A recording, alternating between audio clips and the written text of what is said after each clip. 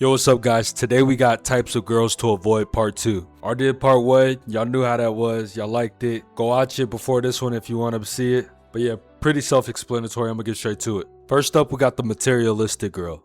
This is the girl who makes dang near everything about money. This is the girl who wants to run your pockets dry by being in a relationship with her. And most things are transactional with this woman. Now granted, most things are transactional with people in general, but nice things, money, stuff that can be shown for validation, all that good stuff, hey, that's where this ballpark is. Now there's nothing wrong with buying nice things for your girl, spoiling her, taking her on trips. No one is saying that. So if you want to do that, by all means. But a lot of dudes with money get with these girls, find out that everything is transactional, and then when it all comes to an end, most of the time, a lot of those dudes want that back.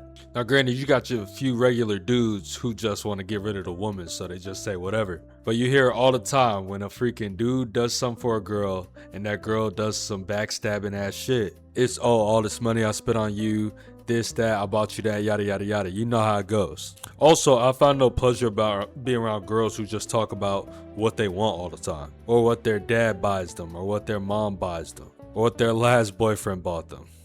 No one cares. These female rappers have put in a weird stigma in these women's heads. And we gotta learn that everything on the internet ain't reality.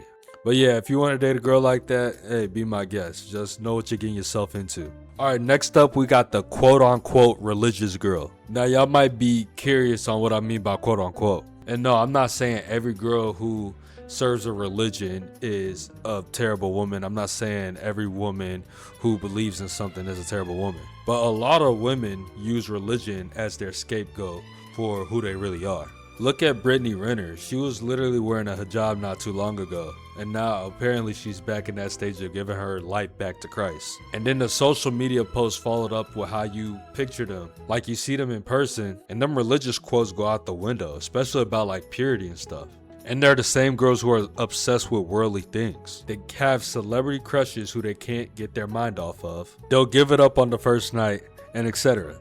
Like, it's the same thing over and over. And I don't know, maybe it's because I'm a Christian man myself and I don't post like Bible scriptures and stuff on my story or Bible scriptures and stuff in my bios, but I could see through it clear as day. I've met too many people in this life to where I can see the BS. And I feel like we're all dang near at that point once you get to a certain age. Also, racking up your body count and then trying to claim some form of purity is insane. Like, I'm not stupid. That one guy who you're making wait, them other guys didn't wait as well, so we're not finna play that BS. And I know a lot of y'all are gonna be like, oh, people change, why can't people just live? But no, I don't buy that BS. I don't buy that, oh, people change BS. I'm sorry, I just can't. I've seen too much. Both bad luck and good luck are just preparedness and opportunity meeting at the same time. If you're prepared to go against God and the opportunity awaits, you're gonna make that opportunity happen. If something good's about to happen in your life and you're prepared for the opportunity and the opportunity happens, guess what? Simple, right? So stop playing me like that. I'm not stupid. Next up, we got the lazy woman. Now this one's a little deeper. It seems like in the last years as I've grown and seen a bunch of couples interact and how they live their life, there seems to be these traps for men where they get with these women, and because they can't control themselves, these women get pregnant in less than like a year of knowing them. And once the baby comes out, you're kind of already in the loop no matter where you want to go. So then they have more and more kids, or they break up. And if they break up, guess what? You got child support. But if you have more and more kids, you're gonna, the finances are still gonna come out. This whole time, this woman is probably a stay-at-home wife or a stay-at-home mom. Granted, this isn't every situation, but if she's a stay-at-home mom, you expect her to be doing this, that, and the third. And some of them refuse to actually do something around the house. There are men who have worked 12-hour shifts who have had to come home and order food because their wife didn't feel like cooking for them or the kids. When I was in the military, I knew men who were only still in the military because they had to provide for kids, while they had a wife who stayed at the house and didn't work. So they were the only form of income, working 12-hour days, and their wife expected them to do things on their off days. That seemed like the suckiest life on the planet. Like, box does not seem that fire. Like, as I've matured over the years, months, whatevers, I've learned that a woman with no ambition is honestly not that attractive. And by attractive, I mean her mindset, not her face or her body, whatever. The reasons why women who go to the gym look so fire. Reasons why women who are financially stable, knowing what they want to spend their money on, have great mindsets. In our eyes, of course. So yeah, don't be that guy who ends up looking back at his life, regretting stuff because you decide to get with a woman who you aren't even really attracted to anymore, or probably wasn't even attracted to back then, because you couldn't control your private parts. All those dudes who I knew who were also in that situation always were looking at other women, talking about how they chose too soon.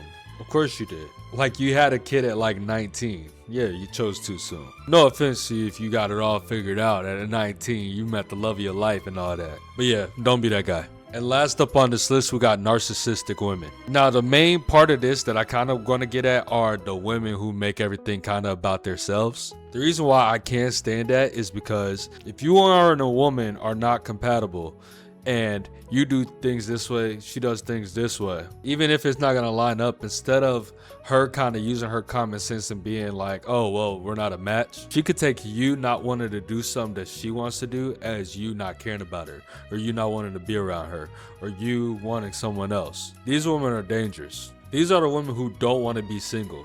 So instead of breaking up with their boyfriend who they don't want to be with because he's just kind of a rebound, or he's just kind of the best option for her at the moment because she really isn't all that and she can't really have any good options, she'll cheat with dudes who don't want to be in a relationship with her. Because you got to keep in mind, a lot of people in this life are never just going to sit down on someone's couch and heal, because solitude is not a real option. The idea of not having somebody who cares about them around, or the idea of realizing that you are your only person who can bring you what you want fully out of life, is just not an option for them. Those are things they have to learn the hard way.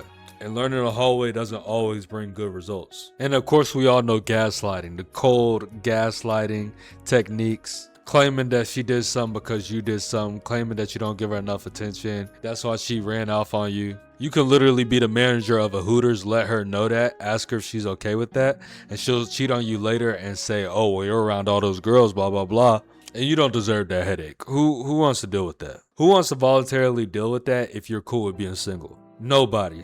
And everyone knows that, but it's too many people walking around with a victim mindset. So you just really got to choose the right one. Be very selective. But anyways, yeah, that's the end of the video. Appreciate you for watching. Like, comment, subscribe if you're new. Let me know what else you want to see. Let me know if you want to see a part 3. Give me ideas if you want to see a part 3. And yeah, appreciate you. Deuce.